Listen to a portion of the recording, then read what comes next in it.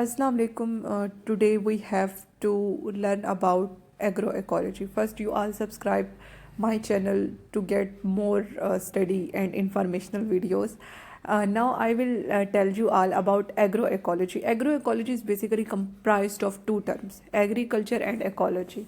Agriculture, it's all about, you all know very well, growing vegetation on land with help of rainwater and with help of irrigation manipulations at some areas. And ecology is basically study of environment. It's just like some animal go under tree, the tree is giving fodder in the form of leaves, and in also providing shadow, and animal is giving it manure as fertiliser. यानी कि agriculture का हम इसमें study करेंगे और साथ ही environment का देखेंगे, नेचर की चीज़ें, जैसे कि एनिमल्स हैं, किसी दरख्त के नीचे गए, दरख्त जो है उन्हें शेडो भी दे रही हैं, उन्हें पत्ते भी फोडर खुराक की शक्ल में मुहैया कर रही हैं, और ये बदले में उन्हें मैनवर खाद के तौर पे इनकी फीसिस जो